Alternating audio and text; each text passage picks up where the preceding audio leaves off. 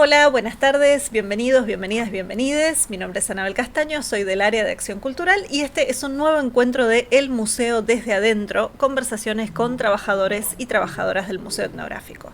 Estoy con mi compañera Paula Balbi, también del área de Acción Cultural, coequiper y coentrevistadora en este ciclo del 2021, y tenemos el gusto enorme de poder conversar hoy con Gabriela Amirati, que es la encargada del área de colecciones arqueológicas del museo, un espacio que en general, la verdad que genera fascinación para la gente que pasa por afuera, pasan por la puerta y dicen, ay, ¿qué es esto? ¿Qué es No, esto? exactamente, ¿qué es esto, Gaby? Pero además, bueno, siempre digamos, también la fascinación de qué aspectos del museo tal vez no se conocen tanto porque no es lo que uno ve durante una visita guiada o una consulta a la biblioteca, sino que, bueno, es un área que está muy involucrada con muchos aspectos del museo, pero que en general no la vemos, sino que son las que están trabajando tras bambalinas, pero haciendo un trabajo muy importante. Así que le voy a pasar la palabra a Paula y bueno, y Hola, arrancamos entonces Pablo. con este encuentro. Bueno, hola a todas, hola a todos. Hola Gaby, hola Ana. Hola. Y bueno, nos gusta empezar con una pregunta específica que es, ¿cómo fue que llegaste al museo, Gaby? Contanos un Bueno, poco. bueno, primero, hola chicas, ¿cómo les va? Un gusto, una alegría. Y con lo que dijo Anita, esa parte que no se ve del museo, que generalmente tiene un cartelito, no pasar. ¿Vieron? Entonces, bueno, vamos a tratar de hablar un poco de eso. Bueno, ¿cómo llegué al museo? Tal vez como llegaron varias de las que ahora trabajan en el museo, era estudiante de arqueología, de antropología con orientación en arqueología, algunas materias se daban en el museo y así lo conocí, cursando. Bien. Y interesante porque creo que muchas de las que estamos ahora lo conocimos así, a través de las materias de la carrera. Bueno, un día estaba cursando y ahí nos enteramos con una compañera y amiga, Marisa Scarafoni, que ahora es la encargada del archivo del museo, que había una profesora de una materia que tenía lugar de trabajo en el museo y que estaba buscando chicos para una campaña arqueológica, gente para una campaña arqueológica. Así que ahí la buscamos y nos presentamos como posibles candidatos para que nos eligiera para esa campaña arqueológica. Tuvimos la suerte que Mónica dijo que sí. Esa profesora era Mónica Verón, que es la actual directora de la institución, y bueno, y ahí nos enganchamos con ella para la campaña y después a la vuelta empezamos a trabajar en lo que eran los materiales que se traían, que ella llevaba a la institución desde las campañas. Y, y bueno, y trabajando con los materiales, como Mónica estaba en lo que se llamaba depósito de arqueología, ahí empecé a conocer la parte interna del museo. Eso que se dice no entre. Claro. Y, Entonces ahí empecé a conocer todo esto que era un misterio también para nosotros. Y ahí me prendo de esto que estás diciendo Sí, para, por un lado, pensar en, bueno, ¿qué implica ese misterio? ¿Qué es un depósito? ¿O qué era en ese momento un depósito de arqueología? Y mientras tanto, bien. vamos a aprovechar a preguntarle que Paula Sí, va a estar compartiendo algunas fotos a que Gaby ver. nos mandó. Hay una foto que Gaby nos mandó que es justamente, creo que la primera que nos mandaste Sí, de la parte de sí, sociales, sí. campañas e investigaciones, que es donde la podemos ver a Gaby, a Marisa y a Mónica. Así que bueno, Todas eso muy jóvenes. están igual, no digamos más que Estamos eso. iguales, Pero bueno, en a principio, más ver, que nada, ahí perdón, está, vamos a sí, quitar del sí. destacado a Gaby, que yo la tengo acá en el destacado y ahí pueden ver la foto. Ujú. Exactamente. Bueno, ahí estábamos en esta campaña, un conjunto de chicas en ese momento, con la directora de la campaña, Mónica, de overol verde, al lado la tiene Marisa Scarafoni, abajo está Laura Migale, que trabajaba con Mónica, y bueno, sobre un costado estoy yo. Así que un hermoso recuerdo cuando lo busqué y lo encontré, una foto que no recordaba, y bueno, es un recuerdo como para empezar con esta historia de lo que es un depósito, de lo que es un área de colecciones, bueno, como para empezar. Bien, un detalle también, o sea, vos en ese momento ya estabas interesada, evidentemente, porque si te enganchabas en una campaña arqueológica, ya estabas interesada en la Sí, orientación de sí, arqueología. ¿Habías pensado en algún sí. momento en esto de empezar a trabajar desde la mirada que ahora tenés? Que bueno, yo me estoy adelantando un poco, pero digo, una Claro, mirada que tiene más que ver sí, con, por sí. ejemplo, la conservación preventiva, empezar a trabajar sobre las colecciones, justamente como colecciones. Vamos a ir viendo Ujú, en esta conversación algo de ujú. esto, digo, aclaro. Sí, sí. Y algo que me olvidé de aclarar, perdón, porque esto es importante también. Esta conversación está siendo grabada, esto suena así muy a, a las cosas que avisan a veces, pero estamos haciendo la grabación no el mismo sábado en que se está emitiendo esto que ustedes Ujú, están viendo, sino que lo estamos grabando el día anterior, el viernes, simplemente por un tema de conectividad, estamos con algunos temas de conectividad, ujú. entonces aprovechando que hoy, por ahora, venimos bien, pero Sí, sí. estamos, al mismo tiempo estamos en el chat del Facebook del museo para ver las preguntas y comentarios que ustedes quieran ir sumando mientras está saliendo esta transmisión. Así que si tienen alguna pregunta o algo, vamos a estar respondiéndolas por el chat, más allá de todo esto que estamos justamente hablando con Gaby. Y bueno, Gaby, Mm. te hice la pregunta y te interrumpí, así que otra vez te vuelvo No, no, no. para hablar Bueno, un poquito. primero disculpas que no es en directo porque el problema de conectividad es en mi casa, entonces Cosas que eh, pasan, y más en por la esa cuarentena. cuestión les pedí que no fuera ese mismo A día. cualquiera de nosotras nos puede Uh -huh. pasar. Bueno, eh, si tenía ya interés en las cuestiones en relación, en el patrimonio arqueológico desde el museo, digamos, Uh de lo -huh. que era el manejo del patrimonio arqueológico. Bueno, tiene que ver un poco con mi forma personal, ¿no? A mí me interesaban muchas cosas, no solo la arqueología. Uh -huh. Eh, y cuando me puse a trabajar con Mónica dentro del ámbito del espacio del depósito y empecé a ver los materiales arqueológicos, las colecciones y empecé a escuchar y a ver a otras profesionales también, a otras que hacían otras actividades, como la conservadora que estaba en ese momento, Norma Pérez, lo que ella hacía, que también tenía lugar de trabajo ahí adentro. Eh, Empecé a escuchar también a la museóloga, María Inés Malarro creo que se llamaba, y también me empezó a interesar.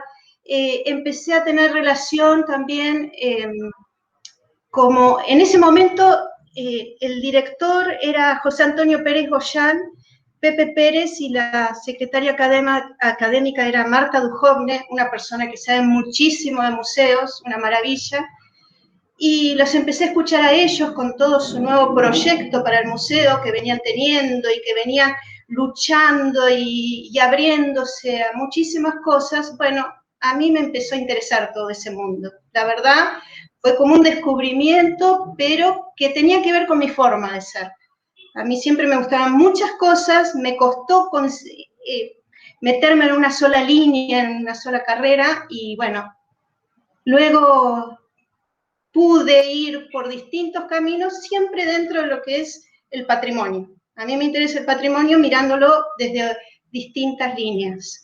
Así que me empezó también a preocupar mucho lo que era la preservación de ese patrimonio, más allá de lo que fuera el trabajo de conservación en sí, sino todavía más abarcativo, que era la preservación del patrimonio.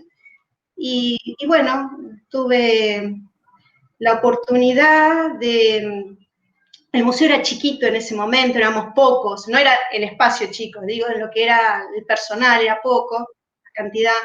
Y bueno, por ahí nosotros trabajábamos con Mónica en lo que era el laboratorio de sus materiales, pero si se precisaba una persona para mover objetos de un lugar al otro, ahí me ponía yo en la fila y ayudaba. Si necesitaban chicas o chicos para ayudar en la puesta de una exhibición, ahí iba yo a ayudar.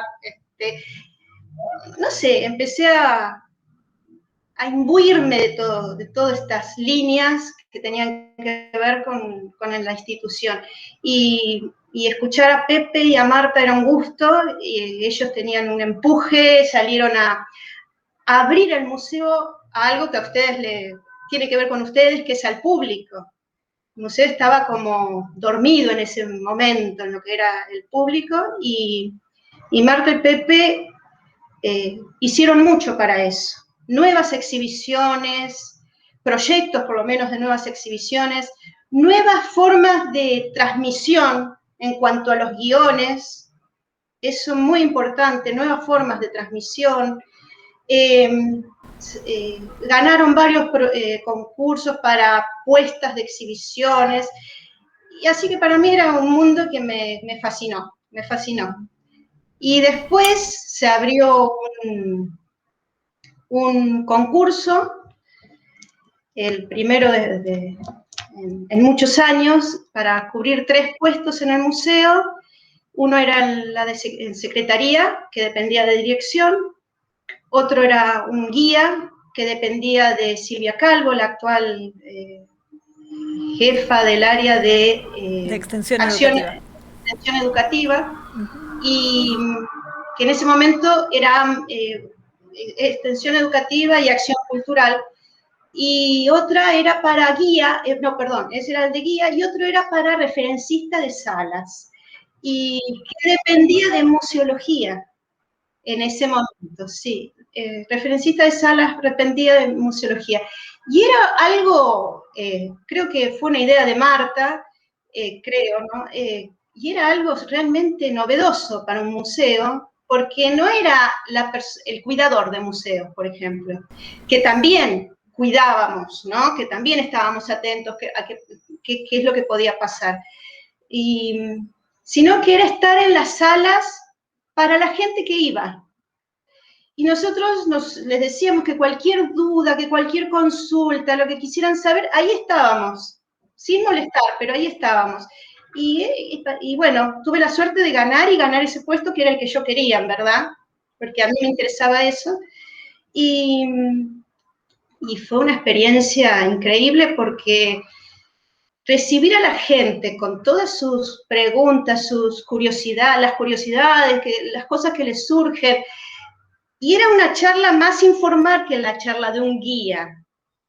Y bueno, y eso me abrió muchísimo también, las necesidades de la gente, ver las necesidades de la gente, la relación con el objeto, lo que un guión puede despertar o no. También desde lo que era la parte de conservación, porque a nosotros depender de museología, estábamos también para ayudar en lo que eran las puestas. Entonces empecé a trabajar con la conservadora, con el conservador, con el museólogo, y bueno, y eso hace que uno se forme y tenga una mirada más, podría ser global, o de una organización ecléctica, ¿no? Algo más generalizado. Gaby, sí. Y te pregunto, ¿cuánto tiempo estuviste trabajando como referencista? Que vale la pena, digo, de paréntesis, qué interesante que es que en ese momento dependía de museología. Cuando yo entré a trabajar en el museo, hace unos 15 años, dependía ya de extensión educativa.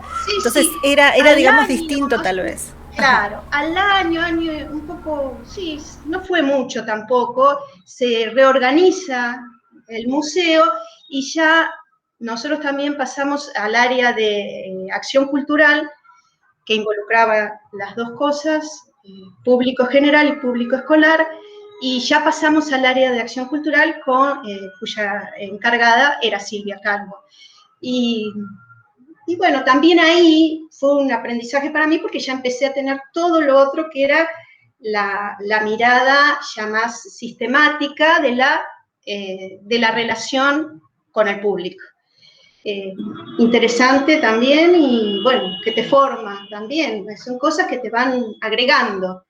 Bueno, pero ¿cuánto tiempo estuve? Creo que cerca de 8 años, o 7 años largos. Pero en el medio, claro, como yo era prolija, siempre fui prolijita, Silvia me daba todo. En ese momento no existían las cosas por computadora, 3D, eso no, olvídese. Y Silvia me daba para hacer, yo era la encargada de hacer el material didáctico. Cortar, pegar la hojita, bueno, los recursos didácticos, ¿no? Para el público, o para los chicos, generalmente era para los chicos. Y bueno, y en este ida y venida de que yo hacía estas cosas, un día Silvia me dice, hay que armar una caja para mostrar, una caja que sirva para mostrar en las visitas guiadas que tenían puntas de flecha, material hecho en piedra, chiquito, mediano. Entonces me dice, ¿por qué no te pones en contacto con la conservadora del museo, que en ese momento ya había cambiado, era María Esteba, y ¿por qué no te pones en contacto y le preguntás cómo se hace este trabajo? Para que quede bien, prolijo, bien prolijo. Bueno, a mí me costaba ponerme en contacto porque yo trabajaba a la mañana y María Esteba iba a la mañana y se iba cuando yo llegaba a la tarde. Trabajaba en otro lado, ¿no? Y a la tarde trabajaba en el museo. Y bueno, hasta que un día me pongo en contacto, le digo que quiero ir a encontrarme con ella, que me explique, yo solamente de vista la conocía, y un día fui, bueno, me esperó, me explicó. Una cosa, María era muy enérgica, siempre estaba muy ocupada, entonces me dijo, bueno, esto se hace así, así, así. Y me dejó con los materiales y se fue. No había gente en conservación, solamente ella, así que siempre tenía mucho trabajo. Y cuando me dejó ahí enfrente con los materiales, lo miré, pum, pum, pum, lo trabajé, lo hice, y cuando ella vuelve, yo ya tenía todo listo, y me dice, ¿vos hiciste esto? Sí, le dije, qué prolijo, qué bien, qué ordenado. Ya ella abrió los ojos, Te vio con otros ojos. Sí, y bueno, y de ahí en más, cuando se precisaba gente para ayudarla, porque justo en ese momento se estaba armando o había un curso de conservación, de museología, en verdad, en donde, organizado por la Fundación Antorchas y gente del Smithsonian, que se estaba realizando en el museo, que se estaba organizando una apuesta nueva. Creo que Fernando, no sé si les contó de eso, eran cada 2 o 3 meses, se juntaban 15 días en el museo, trabajaban en eso, gente de distintos museos del país, y bueno, se estaba organizando eso y llegaba la parte de la apuesta de la exhibición y de la parte previa, que es la conservación de las piezas. Y ella no tenía quién la ayudara en eso. Entonces me dijo, ¿me podés ayudar en esto? Pero a mí no me daban los tiempos, porque a la mañana trabajaba en otro lugar, a la tarde estaba en las salas. Y bueno, y ella le pidió al director y que hablara con Silvia y que me prestara. Entonces yo de ahí en más, cada vez que había una exhibición, para el trabajo previo, que era toda la apuesta, el trabajo de conservación de los materiales, me prestaba. Entonces estaba un poco yendo y viniendo de educación a conservación y museología. Así que así empecé. Y después, con el tiempo, bueno, gané una beca al año siguiente o a los 2 años, una beca que para mí fue lo que me dispara, digamos, en la parte de conservación, que era un curso que duró 1 año y medio, sí, 1 año y medio, que organizó también la Fundación Antorchas, en donde traían, junto con el Smithsonian, en donde traían muchísimos profesores de afuera, y tenías que ir todos los de lunes a viernes, cursábamos de 9 de la mañana a 5 de la tarde o algo así, no me acuerdo bien ahora, pero durante 1 año y medio, con unos meses en el medio donde no se concurrió, pero teníamos que armar una tesina en nuestras instituciones, con materiales, con cuestiones que eligiéramos, y donde cursamos, fueron más de casi 1.600 horas de cursada, y hay que aclarar que en ese momento no existía la carrera de conservación en Argentina, así que eso nos sirvió éramos 15 o 16 personas de distintos museos o distintas partes, distintas provincias de Argentina, y había 2 o 3 del exterior. Y bueno, entonces ya Pepe me autorizó a irme a hacer ese curso, porque ya al museo no fui por bastante tiempo, y para mí fue maravilloso, y la verdad era lo que Pepe y Marta querían, que era preparar gente especializada en las temáticas de museo. Más allá de las disciplinas de las originales que tuviéramos, antropología, arqueología, historia, artes, lo que fuera, especializados en museos. y bueno, para mí fue maravilloso. Y de ahí en más, seguí y abrí mi campo a muchas cosas, ¿no? Bueno, justamente eso era una pregunta que teníamos y que habíamos conversado un poco antes con Paula y con vos también, respecto a esto de los derroteros dentro de la formación, porque como vos decís, algo que me llama mucho la atención, claro, en ese momento no había carrera de conservación oficial, título, nada en la Argentina. Entonces, hacer este tipo de cursos para después justamente generar profesionales.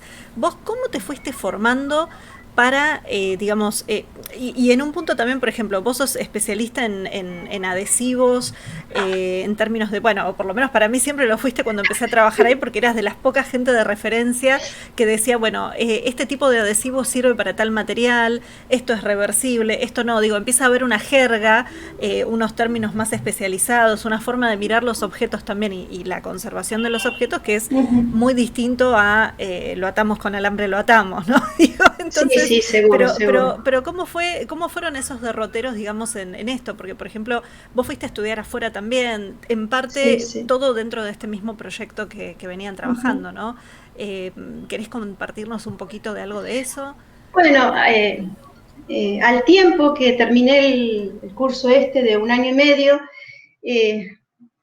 Pepe, después que yo volví del curso, Pepe, no había quedado nadie en el área de arqueología porque las arqueólogas que estaban a cargo, Mónica y Verón y Adriana Calegari, bueno, tuvieron otros derroteros en sus vidas, se fueron del área y se fueron a otros lados, y no Mónica, ¿no? Que sigue en el museo hasta el día de hoy y seguirá.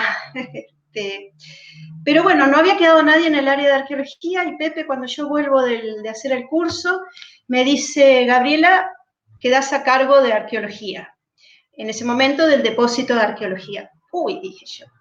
Primero dije, ay, no me lo esperaba. Claro, ¿y qué quería decir estar a cargo de? ¿Qué tenían que hacer en ese momento? Porque digo, ahora también hay diferencias. Sí, yo había estado en el área haciendo distintas cosas, pero no específicamente trabajando para el área de arqueología, ¿no? Y yo me quedé, se ve que me vio en mi cara y dijo, claro, un día que eso fue un poco gracioso, porque un día entró, yo entré al área y estaba sola. Imagínense que entré y yo no sabía, teníamos los libros de inventario, y dije, ¿cómo hago para leer un libro de inventario? No tenía nada escrito, no sabía cómo hacer. Me acuerdo que Marta entró al área un día y me dijo, porque le dije, Marta, ¿cómo hago para saber algo de esto? Porque me largaron así. Y Marta, que era la que más conocía, digamos, la parte interna, me dijo, mira, estos son los libros de inventario. Me los mostró, aunque yo ya los conocía de vista, obviamente, pero me dijo, estos son los libros de inventario, para buscar un número tenés que hacer así. Bueno, de a poco. Entonces yo que entré y estaba sola en ese lugar, y estuve muchos meses sola, un lugar que es el más grande, lo que es la guarda, y un espacio inmenso. Yo miraba eso, imagínense que es un espacio que tiene 6 metros de altura, varios sectores internos. Veía todo eso y dije, yo nunca voy a poder ser como Adriana, por ejemplo, que ella, yo me la recordaba de cuando yo iba al área a hacer otras cosas, que Adriana, ¿viste? Venía y le decía, necesitamos piezas del formativo, y Adriana miraba así, iba caminando allá. Dije, yo eso nunca lo voy a poder hacer, digo, ¿qué hago? Bueno, entonces empecé de a poco, y me acuerdo que ya en ese momento no tenía 2 trabajos, como siempre había tenido, me dedicaba más al museo, y entraba a la mañana y me iba, porque yo quería entender qué estaba haciendo ahí adentro, qué era eso, quería entenderlo, quería comprenderlo. Pero una de las cosas que un día les termino esto de Pepe, porque me acuerdo, el único que entraba, y yo estaba sola, entonces cada tanto Pepe entraba al área, abría con su llavecita y entraba. Y me veía, un día en una escalera, al rato con un montón de objetos, al otro rato, no sé, mirando libros. Y me dice, se ve que me vio la cara y me dijo, Gabriela, no te preocupes, vas a tardar 2 años en darte cuenta qué tenés que hacer. Y cuando me dijo eso, me tranquilizó, porque dije, sabe de qué está hablando. Me tranquilizó. Bueno, bien igual que te tranquilizó, porque tal vez a Sí. otra persona le desespera, como 2 años, a mí me agarraría la ansiedad. Lo que me quiso decir él es, para comprender el espacio y para comprender bien lo que tenés que hacer, las cosas no surgen de un día para el otro. Y además una persona que no había trabajado para el área.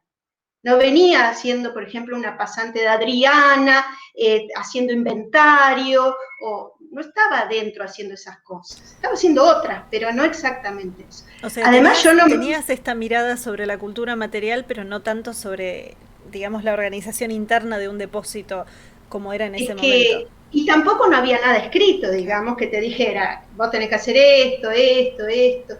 Se manejaba de otra manera, con gente que sabía mucho sobre la materialidad arqueológica. Y además yo no me había recibido de arqueóloga en ese momento. Así que yo iba con mi mundo de la conservación, así que era todo, y de la arqueología, pues yo había cursado, salvo me faltaba una sola materia, cursar, ¿no? No era que yo no conocía la arqueología, al contrario, la conocía, obviamente, pero yo no iba con ese saber arqueológico que tenía Adriano, que tenía Mónica. Y bueno, entonces, cuando Pepe me dice así, es como que mi cabeza empezó a hacer un clic, empezó a pensar realmente que yo tenía tiempo para organizar, que me habían permitido ese tiempo para organizar. Y bueno, lo primero que pensé es que así, como yo no podía cubrir los aspectos de las arqueólogas que sabían tanto, y eso tenía mucha historia encima, el depósito tenía mucha historia encima, tenía que realizar lo que se dice un plan de gestión. Y debo decir que, y acá quiero decirlo porque para mí es muy importante, una de mis hermanas había estudiado administración en ciencias económicas en la UBA, y ella era ayudante de cátedra en una de las cátedras y daba organización. Y yo un día le digo, Andrea, mira, yo me doy cuenta que ahí, en donde estoy trabajando, necesito una organización, un plan de gestión. ¿Me podrías dar bibliografía? Porque que vos tengas que te parezca que me puede servir, no, millones. Y ella se acercó a su biblioteca, me dijo, mira, este libro trata sobre organización, este sobre organización, son distintas miradas. Ahora, las que usamos en la cátedra es este. Y yo leí 2 o 3 cosas y me centré en lo que ella me dijo, lo que usamos en la cátedra es este. Y me encantó, porque se basaba en la organización en una persona, Matos de apellido, que ahora no me acuerdo el nombre, si mi hermana por ahí lo escucha lo puede decir después a lo mejor, que fue un premio Nobel, un economista que fue un premio Nobel chileno, que tenía una mirada completamente social de la organización. Después, con el tiempo, se utilizó y se adaptó su método a distintos trabajos, en lo que es trabajos patrimoniales y demás. Y era ver, y se trabajaba primero, él planteaba una metodología que yo adapté para lo que yo necesitaba y empecé a trabajar sobre qué fallas encontraba, qué era lo que tenía, qué fallas teníamos desde mi punto de vista. Es decir, conocer las colecciones desde, no el producto arqueológico, sino desde lo que hacía falta para la organización. Y empecé a hacerme tablas de cosas, empecé a pensar en objetivos, en metodologías de trabajo, en líneas operativas de cómo hacer ciertas cosas. Y bueno, y llegué, creo que cerca de fin de año, esa vuelta en el año 2000, fue ya esto mucho tiempo atrás, y Pepe puso a otra persona para hacer toda la parte de inventario. Era un chico que estaba ya por terminar la carrera de arqueología, que yo conocí, con el que me llevaba muy bien, y cuando él entró para mí fue una alegría, que lo voy a nombrar, Lucas Pereira Domingorena. Divino es, y para mí fue una alegría porque pudimos compartir muchas cosas y empezar en este proceso un poco nuevo para mí y el área también. Pero fue interesante, fue interesante. Y parece... después de ahí me fui, al año y medio me fui. ¿A dónde porque te fuiste? me gané una beca para ir a estudiar conservación en Estados Unidos, en un centro de conservación, en Omaha, una ciudad en la zona central de Estados Unidos, en el Gerald Ford Conservation Center, y ahí, después de la parte de organización, digamos, y de la parte arqueológica que yo había estudiado, y bueno, ahí, y de la parte de conservación preventiva, ahí lo que también había hecho en el curso de ese año y medio, bueno, en este centro de conservación hice más trabajos de restauración, que no era mi fuerte. No sé, por ahí creo que tienen alguna foto mía trabajando. Y lo que me dio ¿alguna en particular, Gaby?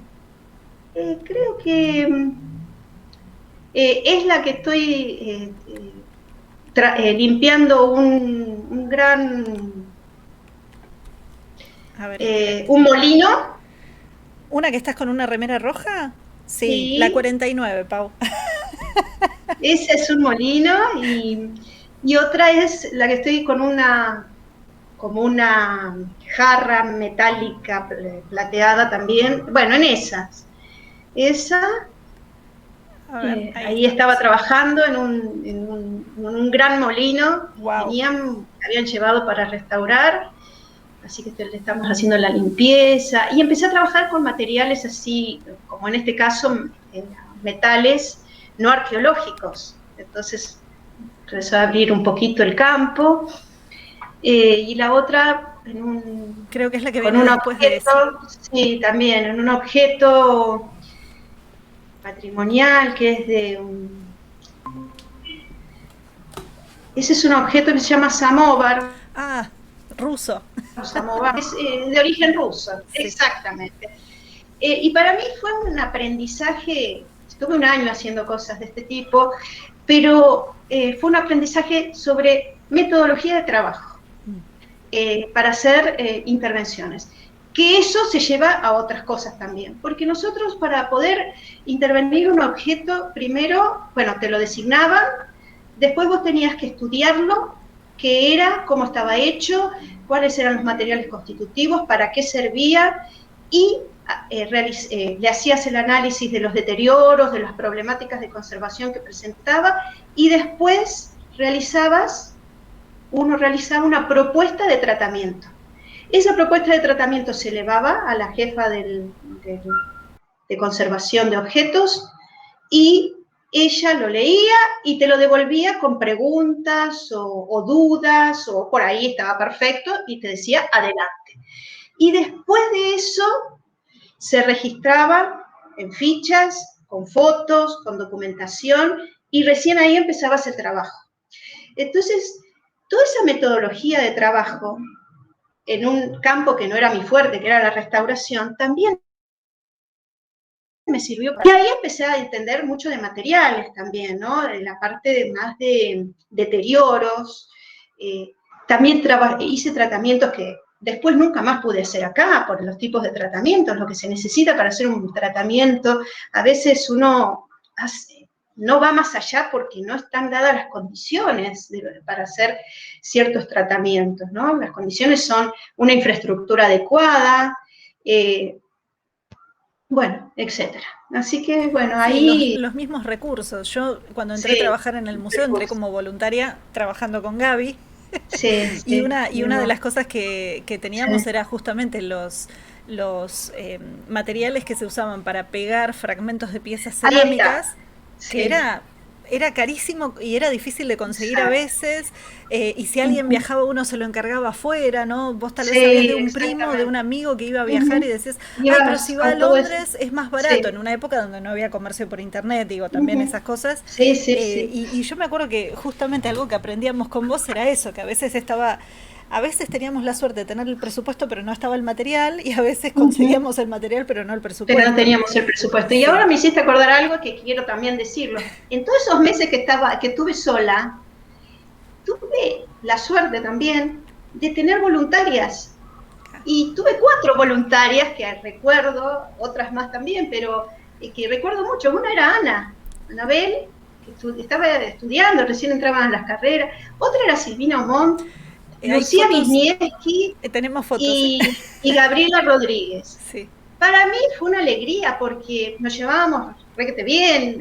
Yo era de unos años antes que ellas, pero la verdad que ellas fueran, después se dividían, un día iba dos y otro día iban otras 2, pero no estaba tan sola, y tener a alguien con quien trabajar, y por eso el trabajo en equipo es muy importante en un lugar así. Y eso que decís de los adhesivos, Ana, que yo me había olvidado por completo, muy trabajado, pero en el área, por ejemplo, nosotros veíamos una cerámica, ¿no? Y restaurada hacía muchísimo tiempo, con algunos materiales que siempre cuando uno usa un material adhesivo, lo voy a decir cortito porque Ana lo tocó, y un material adhesivo no es el que podemos usar en las casas nuestras, digamos, con las cosas de nuestra casa, porque uno tiene que, los adhesivos que se utilizan son para la conservación de piezas patrimoniales. Entonces, el adhesivo tiene que ser más débil que el material que estoy uniendo. Por más que una bien, si tiene algún problema de fuerzas físicas, si el adhesivo es más fuerte que el material, rompe el material, no el adhesivo. Entonces por eso a Ana le debe haber quedado eso, no, con esto no, esto que ven acá no se usa. A ver, no nos pasaba esto que aprendimos con Gaby, nos pasaba el horror de ver viejas piezas en otros museos, o incluso en algo que me parece que vale la pena, y de paso redondeamos, y Pau, las fotos son la 1, la 3 y la 6, si mal no recuerdo, donde están justamente Gaby, Lucía y Silvina en distintos momentos, ¿no? Pero bueno, que están ellas ahí. Y a ver, 2 cosas para contarle un poco al público también. O sea, cuando José Antonio Pérez Goyán y Marta Duhovne asumen en el museo, que justamente Gaby está mencionando eso, estamos hablando de un proceso de profesionalización y modernización dentro del museo y de las propias colecciones, del trabajo de las colecciones, del trabajo de las áreas, que es un proyecto que ellos traen a finales de los 80, o sea, justo cuando vuelve la democracia, y que implicaba, entre otras cosas, eso, trabajar un museo universitario que había tenido una estructura muy particular, y replantear de nuevo, y como dice Gaby, formar y profesionalizar a su personal. Eso por un lado. Y por el otro lado, esto que ella dice de los pegamentos es porque muchos museos, no solamente nosotros, porque tenemos que hacerme a culpa de que hay algún objeto que está pegado con... No, hay varios. Por eso, pero eso, o con la gotita es un no, jamás. O sea, y eso lo aprendimos y yo todavía lo aplico en la vida. De que hay que ver con qué. También hay que decir, Ana, también, que también los trabajos tienen una historia, y las disciplinas tienen una historia. Probablemente lo que nosotros usemos ahora, en 50 años, no se use más. Claro. Y digan, ¿cómo usaron estos materiales? Bueno, era lo que la disciplina te decía que podías utilizar, ¿no? Más allá de que algunas cosas se escaparon de lo que era disciplinar, bueno, también hay cambios y bueno, nuevos conocimientos. Tampoco hay que juzgar mucho por qué se usaba eso. Sí, ahora que uno sabe que no podés usar el pegamento de doble contacto, duro, rígido, para un material arqueológico, tipo como una cerámica, qué sé yo, la cerámica se usa una cosa, para el metal se usa otra, para el papel se usa otra, uno sabe ciertas cuestiones. Si no las supiera, o si los estuviera evitando ahora y pegar con lo que se me ocurre, bueno, mal.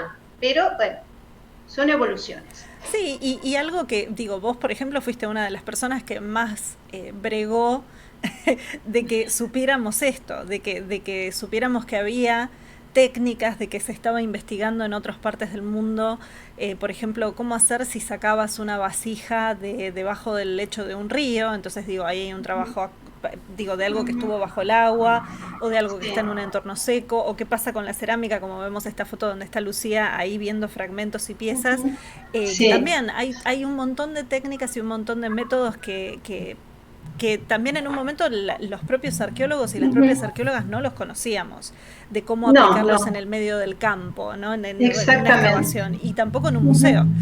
Entonces, sí, Son metodologías, son estudios que uno va realizando, son metodologías que hay que llevar adelante y la documentación, fundamental. Documentar es algo fundamental, sobre todo cuando tratamos con patrimonio, porque no es algo para el ahora, lo que yo hago. Yo me puedo ir y si no lo documenté, el que venga al lado mío no va a saber qué pasó con eso. Y si está documentado, sí. Entonces es fundamental. Y ahí justamente yo, esas se las había mandado para la documentación, que es una de las actividades que hace el área, ¿no? Y que es fundamental. Y hay distintos tipos de documentación. Y a mí me gustaría, ya que llegamos a este punto, un poquito introducirnos, porque hay distintos tipos de documentación. Puede ser, el inventario es un tipo de documentación. Hacer una ficha es un tipo de documentación, completar una ficha. Colocar sus numeraciones a los objetos es una documentación. Sí, escribir un informe es una documentación. Sacar una fotografía es una documentación. Y tengo imágenes de Ale sacando fotos, y eso es una documentación. Y ahí, no sé si la pueden mostrar, porque Ale está sacando fotos en una estructura. La foto 4, ¿no? La de registro, la 4, sí. Sí, la van a ver sobre una escalerita. Sí, exactamente. Que aparte de eso, si alguno o alguna visitó el museo, va a poder reconocerlo, ese espacio que está en el patio jardín del museo. Ahí está. Es una actividad que estuvimos haciendo. Alejandra hoy día sigue trabajando, obviamente es una de las actuales, de las personas que trabajan en el área. Alejandra Reynoso, la licenciada Alejandra Reynoso, ella es arqueóloga, y bueno, es un poquito nuestra fotógrafa oficial porque sabe mucho de fotografía y saca muy buenas fotografías, así que, pero bueno, ahí está documentando en distintas etapas cómo va evolucionando ese trabajo. Bueno, es una documentación, la fotografía. Y la verdad que en ese sentido, a ver si lo veo bien, sí, es ella. A ver, nosotros, voy a saltearme ahora y voy a hablar un poco de lo que es documentación, y disculpen porque, o si quieren volvemos para atrás y después llegamos a eso, como ustedes me digan. No, yo creo que vamos bien en la conversación, y seguramente si alguien después tal vez tiene alguna pregunta nos la irá haciendo en el chat, y como esto vamos a estar viendo el chat en vivo, trataremos de ir respondiendo lo que nos pregunten en vivo. Nosotros consideramos a las colecciones como cualquier objeto que entra en una institución pasa a formar parte, ya es una colección, sea uno, sea varios, ¿no? Si hacemos una pequeña historia, digamos. Este objeto, estas colecciones, ¿cómo se conforman? Por su fecha de ingreso y su forma de adquisición, fundamental. Pero algo importantísimo para nosotros, consideramos que las colecciones también tienen su derrotero histórico. Es decir, que estudiamos a las colecciones desde estas trayectorias históricas. No es solamente un objeto y la materia del objeto, es el objeto y su historia. Entonces, en este objeto y su historia, documentar se transforma en algo fundamental. Porque si no, perdemos su historia. Y la historia es antes del museo, antes de que entrara al museo, y después dentro del museo. ¿Qué pasa con ese objeto dentro de la institución? Y entonces ahí documentar se transforma en algo fundamental. Y en este sentido, una de las cosas que hicimos en el área es la creación de protocolos. Porque los protocolos son una documentación. Y además debo decir algo, los protocolos existen hoy día en todos los museos. Son fundamentales. Entonces, ¿qué hicimos? Creamos protocolos de consulta, creamos protocolos de préstamos, creamos los protocolos para análisis. Cuando algún investigador pide hacer algún tipo de análisis, están los protocolos para eso. para el uso de imágenes. Es fundamental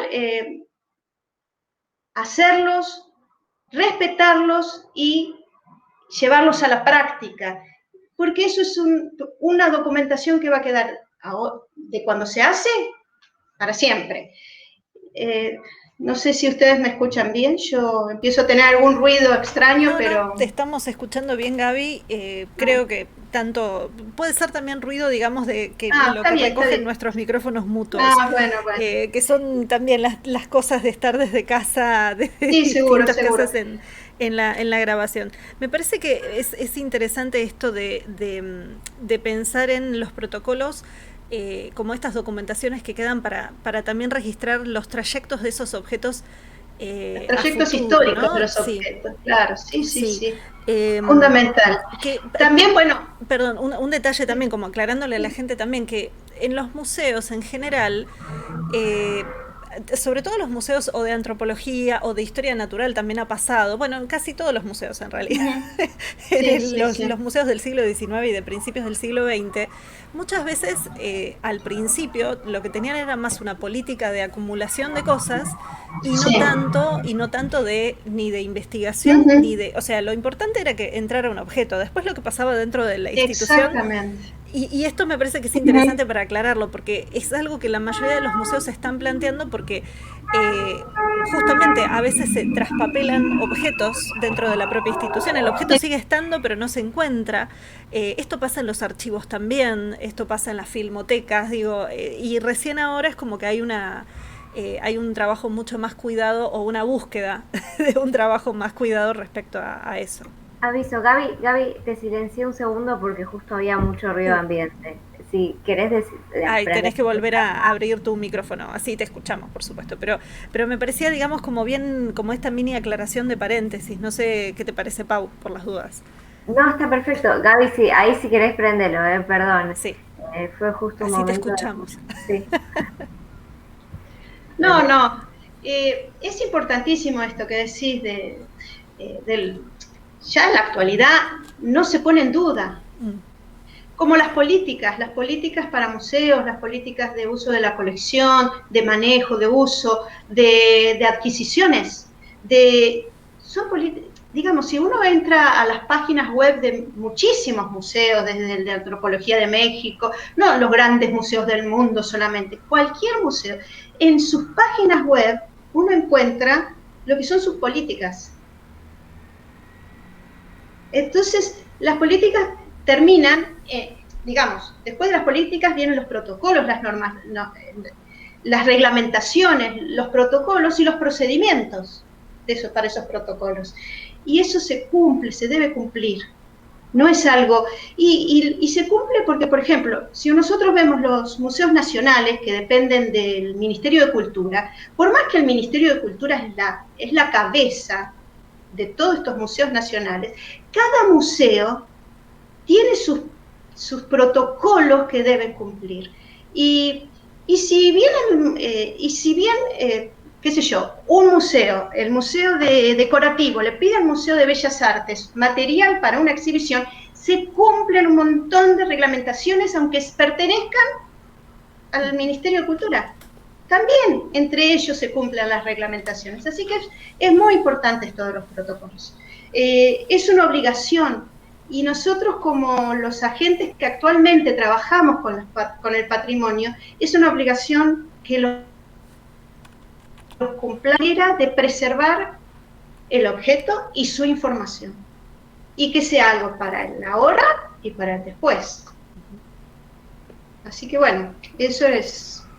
Una de las actividades que hacemos es documentación, ya introduciéndonos y la documentación, bueno, eran esas fotos que mostramos, creo que está también la de Silvia Manuale. Sí. Ahora, esa es, la de Silvia era la segunda, que no, o sea, la salteamos para que justo habías mencionado. Yo quiero mostrar, porque como han trabajado muchas personas en el área, claro, algunas todavía están en el museo, otras no, pero es casi un deber mostrar todos los aportes desde las distintas, de estas personas que vienen con distintas disciplinas. Silvia es dibujante, excelente dibujante, además de otras cosas también, y ella era de las bellas artes, todo lo que nos ayudó en lo que eran los dibujos, Bueno, ahí la vemos los justamente esquemas. dibujando o haciendo algún Sí, dibujo en relación a las capas de los danzantes de la luz sí, que hemos y estado justo haciendo Silvina, actividades de que esto. la mostraron recién, también está haciendo un esquema sobre Sí. los deterioros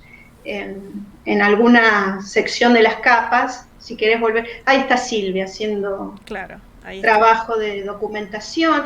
Ya les dije, documentar son muchas actividades, no es solamente hacer el inventario, que es fundamental. Y ¿No? una pregunta, porque acá vos estás contándonos un poco mientras Pau nos va mostrando como las otras fotos de esa carpeta, que si querés, Pau, dale nomás y cualquier cosa Gaby nos dice o paramos en alguna en particular, pero pensando en esto también, o sea, ¿qué tareas desarrollan ustedes dentro de esto que antes era un depósito y que se fue transformando en un área? ¿Y qué diferencias hay, ¿no?, en esto de depósito y área? Porque algo que también, o sea, nosotros decimos, esta es un área muy interna del museo, en el sentido de que no es algo que es fácilmente accesible o visible al público, pero en realidad es un área que tiene trabajos internos y externos. Entonces, ¿querés contarnos un poquito? Bueno, en principio podríamos preguntarnos de cómo un depósito de arqueología se transforma en un área de colecciones. Bien. Podríamos hacer una gran pregunta, sí, ¿no? Desde el comienzo del museo, las actividades que se realizaban con las colecciones son prácticamente las mismas que se hacen ahora. Ahora por ahí se agregan otras cosas más, pero que se hacía documentación, clasificación de colección, de materiales, inventario, ¿qué más se hacía? Bueno, ahí en la foto Alejandra creo que está remontando una pieza, le decimos remontando. No, Alejandra no está remontando, está anotando sus numeraciones, las numeraciones. Pensé que justo estaba poniéndola en un, porque es muy, esto es muy también para los que no saben, el remontaje es digamos que trabajar con el rompecabezas más imposible, que son fragmentos de piezas cerámicas, y ver si se puede a partir de eso ir reconstruyendo la pieza, los vacíos, las partes que están y no de estos fragmentos, ¿no? Es un trabajo de gran... Bueno, te termino la idea perdón. De cómo y deja esa foto y ahí vamos a dejar la anterior y a esa, y vamos a hablar de esto que nos cuenta después Ana, de lo que decía Anita. Bueno, desde los tiempos que comienza el museo se hacen todas esas actividades, no es que nunca se hicieron, al contrario. Sí. Ambrosetti fue el primero que escribió en los libros de inventario que había, así que Ambrosetti fue su primer director y el primer director del museo, etcétera, ¿no? Así que estas actividades se vienen haciendo desde siempre. ¿En dónde? En los depósitos, en los llamados depósitos. Es así. Pero a través del tiempo, estos lugares se fueron transformando, influidos tanto por el aporte un aporte natural, digamos, de lo que es la evolución de las disciplinas museales. Van evolucionando. Y también por el aporte de las distintas miradas de la gente que trabajaba en el depósito, los arqueólogos, antropólogos, historiadores, y de los que ayudan también en el depósito, ¿no? Entonces esto es una evolución que se va dando de manera natural cuando la evolución de las disciplinas, digamos. Y aquí también tendríamos que hablar del trabajo en equipo, ¿no? Porque la evolución de las disciplinas se da porque se trabaja en equipo y se empieza a trabajar con distintas miradas.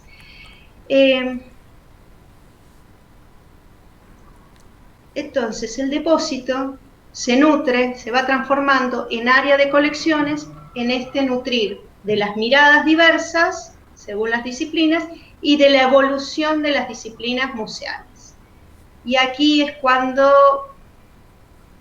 se transforma un depósito en áreas de colecciones. Es decir, un depósito es mucho más que objetos acumulados bien que pueden...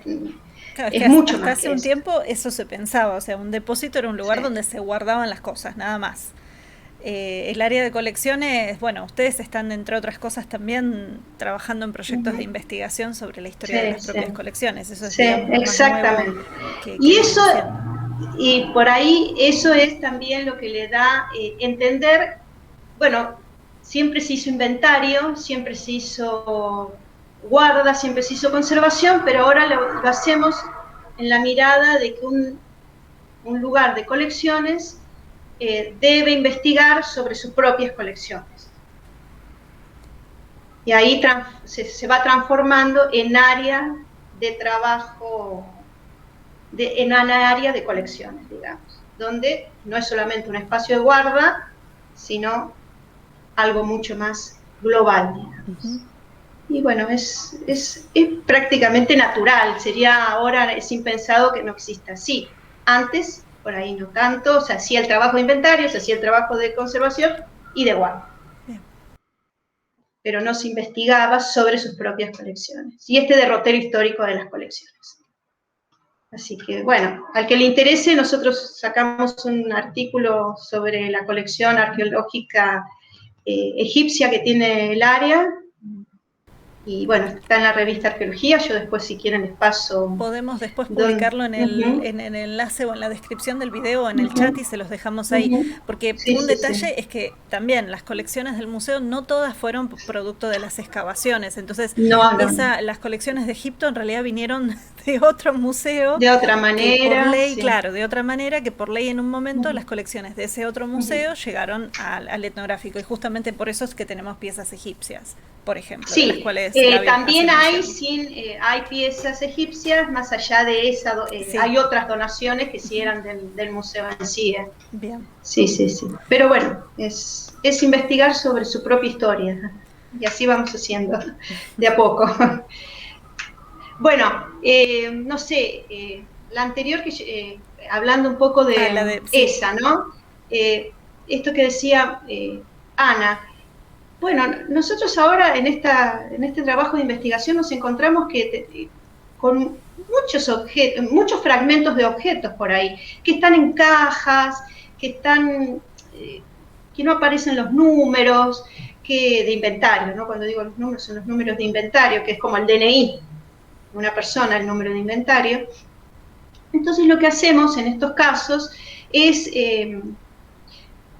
poner este conjunto de objetos, trabajar sobre este conjunto de fragmentos, buscamos si hay relación entre sí, hacemos como un gran rompecabezas, empezamos a trabajar como un gran rompecabezas, los limpiamos, los ponemos en orden, empezamos a ver si algunos coinciden entre sí, si aparece alguna numeración, más allá del número de inventario, por ahí aparece una numeración que tiene que ver con la excavación, con el siglado de excavación.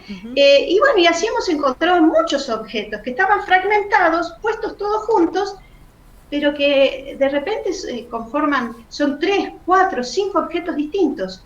Y después encontramos un montón de otros fragmentos que no coinciden con ninguno, bueno, se van guardando con un cierto orden que puede ser el tipo de objeto, qué sé yo, todos los que son asas, los que son la parte del cuerpo, las que son bases, etcétera, se elige. O adscripción cultural también. Claro, bueno, esto y ahí encontramos, perdón, Ana, porque las voy a nombrar también, ahí está Alejandra allá atrás, al lado mío está Marinita Marchegiani, muy extrañada en el área, y de forma particular también, y enfrente, de azul, está una chica que también trabajó en arqueología, Mariana. Así que bueno, como verán, siempre tuvimos gente que estuvo ahí dando vueltas y trabajando y aportando. Y aparte trabajando, por ejemplo, en condiciones de conservación apropiadas, dentro de las circunstancias, pero digo, barbijo, guantes, ¿no? Los guantes como mínimo, fue una cosa que yo aprendí a usar gracias a vos. Como mínimo, porque es que por ahí sí, seguro. Fundamental. Seguro. Y ahora con lo que está pasando nos damos cuenta que tenemos que tener esos cuidados más que necesarios para poder trabajar. A mí me costó mucho porque una de las actividades que se desarrollan en el área desde siempre, ¿no? Es la solicitud de investigadores para estudiar ciertos materiales. Investigadores generalmente de arqueólogos, también de otros, pero los que más van son arqueólogos. que estudian materiales que vienen de excavación o no, que están guardados o depositados en el área, ¿no? Y me costó mucho al principio, de los principios, allá por el año 2000, 2001, que usen guantes. No se puede tocar nada sin guantes. Pero si nosotros vamos al terreno, me decían, ¿no? Teníamos problemas. No. Y muchos creyeron que era porque, bueno, es una conservadora, entonces lo hace para cuidar el objeto. No, primero para cuidarnos nosotros. Y cuidamos al objeto. Pero más que nada para cuidarnos nosotros. Y porque el derrotero histórico de las colecciones dentro de una institución a veces no han sido las mejores, ¿no? Y, qué sé yo, nosotros gracias a un proyecto de investigación, que eso después lo digo, si querés, hemos tenido resultados de la utilización de ciertos materiales nocivos para las personas, materiales que servían como, los que se usan para matar... de fumigaciones, con ciertas... de fumigaciones con ciertos materiales muy nocivos para las personas, que continúan en el tiempo, ¿no? Que se mantienen... Sí, que se acumularon. Sí, acumulativos, digamos, y se mantienen sobre objetos o en los lugares de guarda, mejor, en las cajas de guarda. No sé, ahí veo que están pasando imágenes, tienen que ver estas con distintas actividades que se hacen en el depósito. Esta es la de conservación, limpieza de objetos. Aquí está la más joven de nuestras, Bárbara Carboni, que es la más joven de nuestras, de nuestro personal, digamos, del área. Llegó hace un par de años. Y bueno, ahí está Bárbara ayudando en lo que es la parte de limpieza de materiales. Después había ahí está Silvia, que ya no trabaja más en el área, pero trabajó mucho tiempo, Silvia Manual, que también haciendo, así como hacía los dibujos, los esquemas, haciendo partes de... Ahí está el remontaje, que contaba Sana también antes, remontaje de fragmentos, y se está, como ven, una pieza prácticamente entera. Así que... Bueno, otra de las actividades que hicimos gracias yo pasé por tres directores, que el primero con el que entré fue Pepe Pérez, Marta Dujovne como secretaria académica. Después le siguió, que ya dije las bondades, la verdad, la fuerza, el empuje que tuvieron para abrir el museo a nuevas... con nuevas miradas, digamos. Después le siguió la doctora Tarragó, Miriam Tarragó, y durante su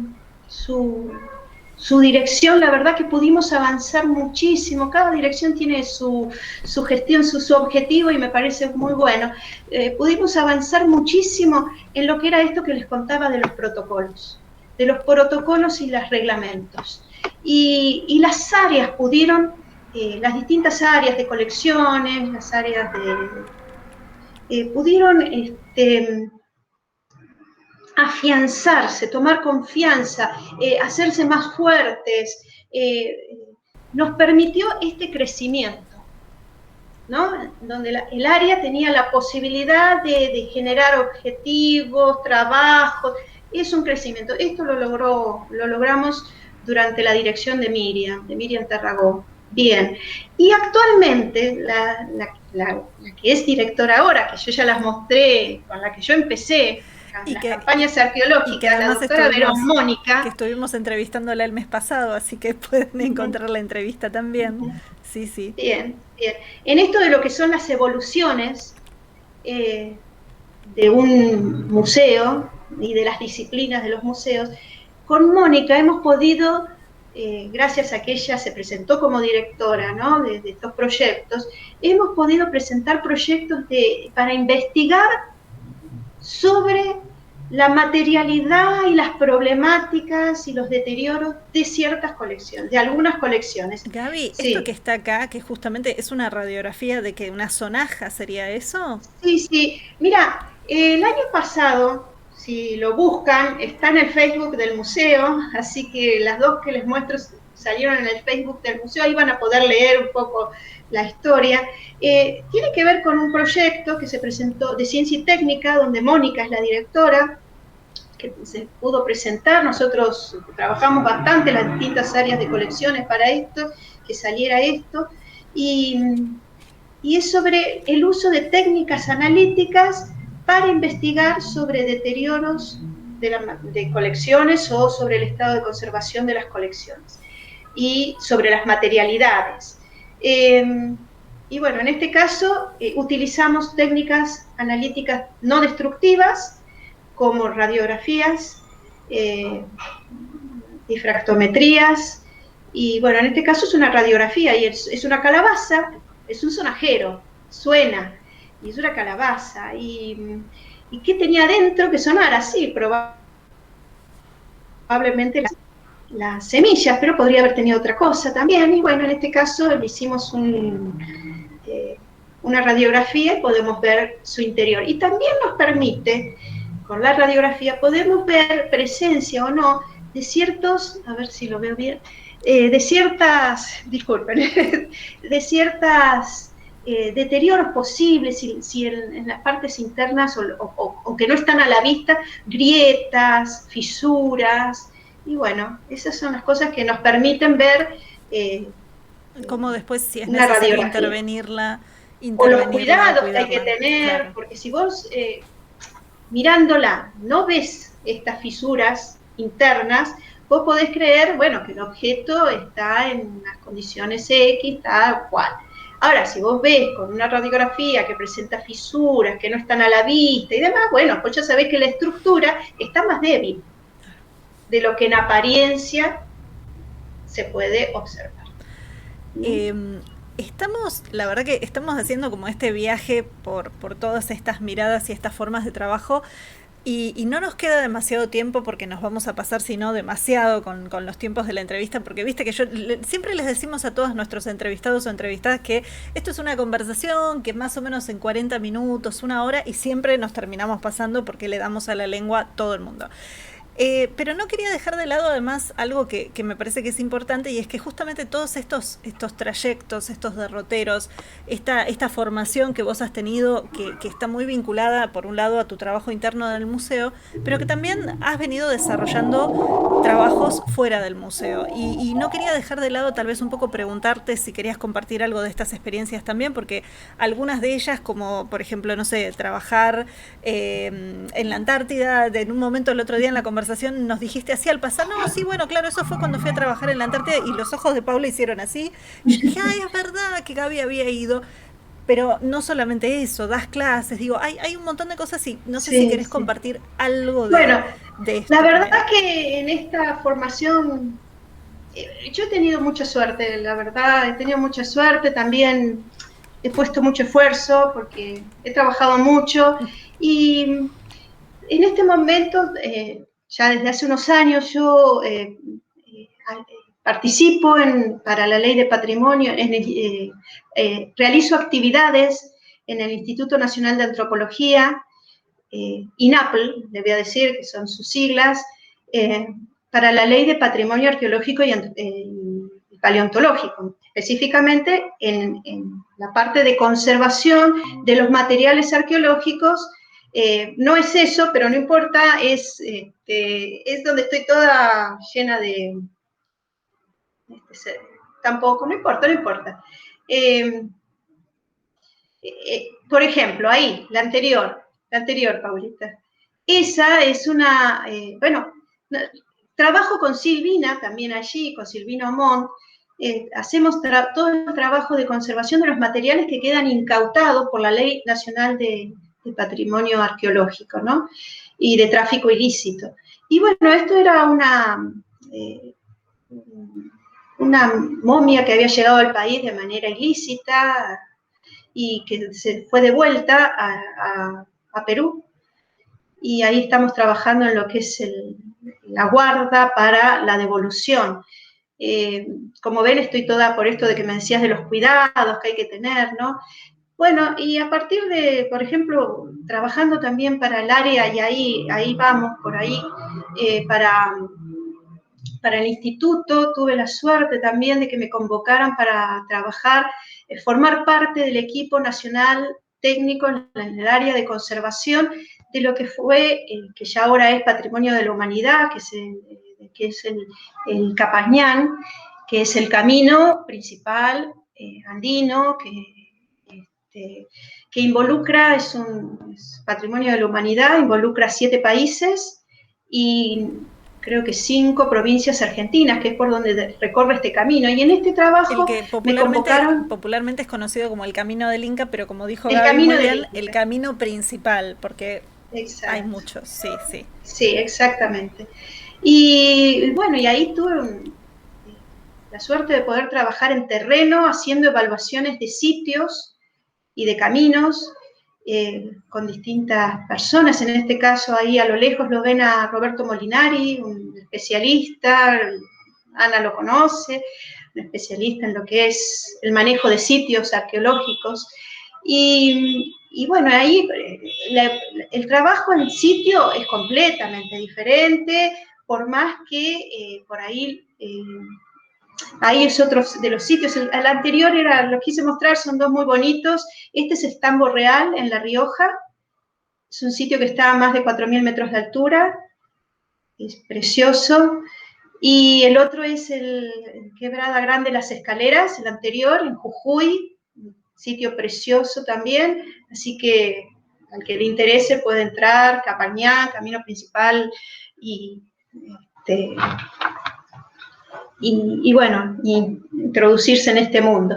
Bueno, ahí hice evaluaciones de sitios en terreno. Luego también trabajé en la Antártida, esto es también para bueno, aquí estoy trabajando hice trabajos también para el equipo de arqueología subacuática, el PROAS, que tiene lugar de trabajo, que pertenece al Ministerio de Cultura y tiene lugar de trabajo en el INAPEL también. Y bueno, ahí estoy haciendo trabajos con ellos, en eso creo que será en Puerto Madryn, me parece, era esa foto. Aprendí a bucear, y por ahí, después si quieren vemos algunas fotos, tuve que meterme en lo que era la conservación, introducirme en lo que eran los criterios de la conservación de materiales subacuáticos, que es diferente a la conservación que yo trabajaba, que era de tierra. Y bueno, esto tuve la suerte de, ellos me ayudaron bastante a que yo me formara en materiales subacuáticos, y estuve en Inglaterra, en Gran Bretaña, en un centro de conservación, el Mary Rose Trust, y bueno, estuve haciendo una pasantía ahí también, y bueno, fue muy interesante. Y esto y la anterior es en la Antártida, que, bueno, la directora del Museo Antártico en ese momento, la licenciada o doctora, no sé, creo que es doctora, Verónica del Valle, bueno, necesitaba a alguien que le hiciera una evaluación del estado de conservación de una cabaña histórica usada por Otto Nordenskjöld, la expedición de Otto Nordenskjöld de principios del 1900, en la isla de Snow Hill, o Cerro Nevado, y ahí, bueno, ahí fui un verano, hice la evaluación de la cabaña para llegar a esta isla que está a 10 minutos, está muy cercana a Marambio. Nosotros parábamos en Marambio y teníamos que llegar con helicóptero. Por eso creo que la anterior estaba yo bajando del helicóptero ahí, era la primera vez que me subía a uno, algo maravillada, y eso fue una experiencia increíble. La verdad, para mí, a modo personal, increíble, vivir ahí, trabajar. Es interesante porque las evaluaciones en terreno, no solamente se ve el objeto también, el objeto que uno va a evaluar, se ve dónde está emplazado, cuáles son las problemáticas de ese objeto, y ahí también nos introducimos en su pasado histórico, porque el pasado histórico hizo que ese objeto fuera evolucionando de una manera y no de otra a lo mejor. Las intervenciones históricas también. ¿Y dónde está emplazado? ¿Qué va a pasar con ese ambiente? Yo ahí es muy interesante la evaluación que hice porque tuve en cuenta, en estos casos hay que tener en cuenta el cambio climático. La cabaña está sobre una base de permafrost. Entonces es bien interesante trabajar teniendo en cuenta el medio, cómo influye. Un dato ñoño para aquellos o aquellas que estén interesados, pero el tema del permafrost, que es el suelo congelado, pero que es congelamiento sobre congelamiento sobre congelamiento, en el norte del planeta, digamos, en la zona de Europa, por el tema del derretimiento de los polos, sobre todo de la zona del Ártico, están apareciendo cosas que estaban enterradas bajo el hielo del permafrost hace 70.000 años. 70.000 años. Que a la vez, pero a la vez digo, por un lado es fascinante, por el otro lado es preocupante, porque más allá de que es fantástico encontrar estas cosas, implica también o la destrucción de estas cosas o también, por ejemplo, la aparición de patógenos, de otras cuestiones, digo, entonces los hielos están ahí por algo, digamos, en un punto, y el cambio climático afecta, y esto que vos decís, ¿no? Justo evaluar eso y tener en cuenta algo tan actual, bueno, nada, me saltó el lado ñoño. No, es que es así. Y bueno, así que para mí fue una experiencia hermosa, lindísima, a nivel personal y a nivel también profesional, porque tuve la oportunidad de ver algo y de estar ahí, en ese medio, y bueno, evaluar el estado de conservación. La propuesta era también a futuro, las problemáticas que podías tener a futuro. Bueno, hice esas cosas así que trabajé en muchas cosas. Otra de las fotos que mostraste, que yo estoy con un casco, yo les mandé algunas de las 200 millones de cosas que hice, pero esa que estoy con el casco, no sé, me gustaría nombrarlo porque esa es también un trabajo en terreno, pero bien distinto a la Antártida, bien distinto a un trabajo subacuático, bien distinto a lo del Capañán, porque es trabajar en una excavación en la ciudad. Esto es lo que actualmente es el Museo del Bicentenario, detrás de la Casa Rosada. Llamaron a la arqueóloga especialista en sitios históricos de la ciudad, Sandra Guillermo, compañera nuestra, una hermosa persona, y bueno, ella me convoca para hacer toda la parte de conservación, y ella estuvo trabajando, trabajar con una obra que se está haciendo, entonces esta arqueología de rescate es. Y en ese trabajo, bueno, aparecieron estas estructuras de madera y metal. Esto es de la aduana Taylor. La aduana Taylor, Taylor, exactamente. Esto es la aduana Taylor, que era la primera aduana, que fue la primera aduana de Buenos Aires, que está por detrás de la Casa Rosada, donde ahora está el Museo del Bicentenario. Claro, a ver, si ustedes miran por arriba una foto aérea de la plaza y de la Casa Rosada, atrás tienen como un semicírculo. Originalmente eso era un edificio de madera con una rambla, un malecón que llegaba hasta el medio del río, porque el río no tenía mucho calado, entonces los barcos no llegaban hasta el puerto. Exactamente. Y bueno, y estas estructuras de madera y metal servían para eso, parece que era lo que originaba no sé, decirle lo que ayudaba, son redondas, lo que ayudaba a este dragado, a este movimiento, es muy lindo el trabajo de Sandra. Eso, las poleas. Tipo poleas que ayudaban a este dragado de los barcos. Y bueno, o este transporte de mercadería también, ¿no? A este transporte de mercadería. Y bueno, ahí estoy, bueno, como estábamos en medio de una obra, teníamos que ponernos todo con la seguridad para la obra, ¿no? Así que bueno, este es otro trabajo que hice en terreno, bien interesante. Bueno, un montón de cosas, sí. Y pensando en esta pregunta que te habíamos hecho al principio, que te hizo Paula, de justamente cómo llegaste al museo y cómo te fuiste acercando a este universo de la conservación, de Ujú. esta área de arqueología que originalmente era un depósito y ahora es área. No sé, me quedo pensando y no sé si es que, porque tengo como muchas preguntas a la vez, ya casi no tenemos tiempo para hacerlas. Sí, no Pau, sé hace cuánto que estamos, y ¿no viste? hace por lo menos 1 hora y media que estamos, o sea que yo creo que esta va a salir así como de estas que vamos a tener que estar avisando. La entrevista es un poquito más larga, se nos fue de tiempo, pero bueno, a la vez era muy Ujú. interesante la conversación. No sé, Pau, si da para preguntar algo más ahora o más bien dejar a la gente que seguramente va a estar mirando esto e ir respondiendo ahí en el chat en vivo, que vamos a estar, bueno, como les digo, no conectadas así en cámara, Ujú. pero sí vamos a estar chateando con ustedes, ¿no? A través de Gaby, digamos, ella nos va a ir transmitiendo las respuestas para que nosotros podamos publicar ahí en el chat del museo. No sé qué decís vos, Pau. Gaby, ¿vos cómo estás? No, tal vez Bien. si Gaby quería comentar algo más que haya pensado antes de que nos juntáramos, o si no, sí, esperar las preguntas Sí, sí. de quienes se conecten a mirar la transmisión y a ver qué sale. Hubo un montón de Bueno, información. solamente para cerrar de las actividades que hacemos en el museo, hace un tiempo, poco, relativamente poco, nosotros nos pusimos otro objetivo en el área, un objetivo nuevo, y que más allá de todo lo que hacemos, de lo que hacíamos, que era trabajar en lo que era en el predio histórico del museo, en el predio del museo. Y eh, muchas veces veíamos cómo se hacían algunos arreglos, cambios de cañerías o cosas así, y históricamente fuimos recolectando información de todo lo que había ido apareciendo a medida, bueno, ahí estamos, ¿no? Sí, a medida que se hacían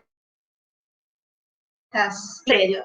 El museo, como ya saben, y creo que Ana lo presenta en alguna visita guiada muy bien, está en la sección, en el sector histórico de Buenos Aires, ¿no es cierto? Así que donde se pone una pala, algo aparece, y nosotros, bueno, uno de los objetivos del área que fue aceptado y lo presentamos, como que queríamos estar interviniendo en todo trabajo que se hiciera detrás de todo trabajo que se hiciera, queríamos estar nosotros haciendo rescate arqueológico. Y bueno, y surgió que en el último trabajo grande que se hizo, que fue cuando se realizó el nuevo patio del museo, ahí estuvimos haciendo trabajos de rescate arqueológico y apareció una estructura que es esta que ustedes están viendo. Y bueno, tanto Marina, Alejandra, las arqueólogas del museo, ayudadas por Juan también, Juan Manuel Esteves, que ahí está ahí, bueno, estuvieron trabajando en todo lo que era en la excavación arqueológica, y después, bueno, yo empecé a participar en lo que era la conservación, la puesta en funcionamiento de el mantenimiento, conservación, de la estructura y de eso que ustedes ven ahí está Marina,